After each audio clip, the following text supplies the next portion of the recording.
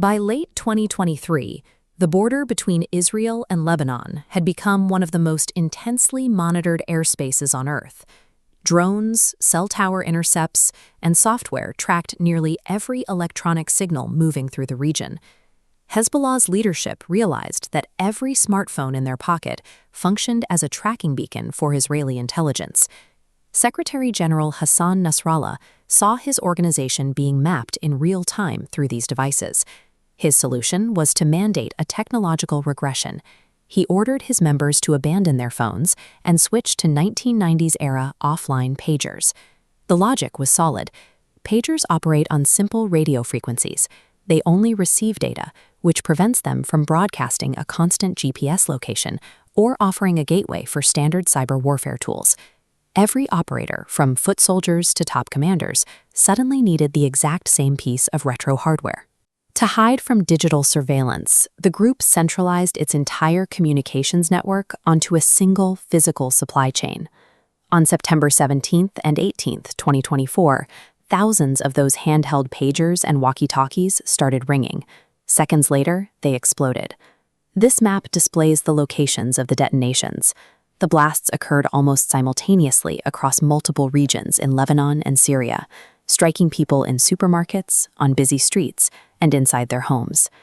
Early speculation pointed to a cyber attack causing the lithium batteries to overheat, but the visual evidence of the blasts showed a concussive force much more powerful than a battery fire. Forensic analysis confirmed that physical explosives were integrated during the manufacturing process. These devices were built as bombs long before they ever reached a shipping container. The Israeli intelligence agency Mossad had somehow managed to get one of the most security-conscious militant groups in the world to order, pay for, and distribute thousands of pre-built explosives to its own members. This diagram breaks down the hardware involved. The primary device was the AR-924, branded by Gold Apollo in Taiwan. But their CEO provided evidence they didn't build these pagers. They had licensed their trademark to a third party for manufacturing. That licensing agreement pointed investigators to Europe. The paperwork showed the pagers were produced by a firm called BAC Consulting, located here in Budapest, Hungary. Official records revealed a strange profile for an international electronics manufacturer. BAC Consulting had no actual factory, no assembly lines, and its CEO was a strategic advisor who spent time posting internet conspiracy theories.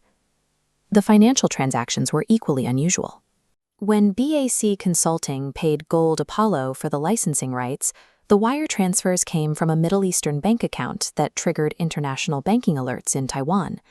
Despite these anomalies, the European corporate registration provided a layer of legal camouflage. It allowed Hezbollah's procurement officers to believe they were dealing with a standard, low-profile intermediary, rather than an enemy state. Below BAC Consulting was another corporate layer. A Bulgarian company called Norta Global was quietly processing the payments and managing the actual shipping logistics. Both of these firms were fabricated front companies orchestrated by Israel's intelligence agency, Mossad. Mossad had established this corporate network several years prior. They had been waiting in the commercial supply chain for the moment Hezbollah decided to downgrade their communications. This schematic illustrates the internal sabotage. Because Mossad controlled the manufacturing process, they didn't have to break into shipping containers. They simply built a small amount of an explosive called PETN, along with a custom detonator, directly into the standard circuitry of the pagers. An intelligence agency had structured itself as a functional multinational electronics manufacturer, operating for years solely to build and deliver a lethal trap. This data visualization compares standard hospital capacity against the events of September 17th. The blasts killed 42 people, including civilians, and sent roughly 4,000 trauma patients to 150 different hospitals across Lebanon in a matter of minutes. The resulting military damage was highly concentrated. An estimated 1,500 fighters suffered amputations, eye trauma, and shrapnel wounds that instantly removed them from the battlefield. Beyond the physical casualties, the attack severed the group's internal communications network. The leadership had no safe way to issue orders, right as Israel's defense minister announced a new phase of the war. The disruption was immediate and compounding. 10 days after the pagers detonated, an Israeli airstrike killed Hassan Nasrallah in Beirut.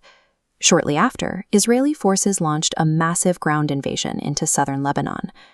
Operation Grim Reaper demonstrated that the logistics networks we rely on every day can be weaponized. The global commercial supply chain is now an active front, erasing the boundary between international trade and covert warfare.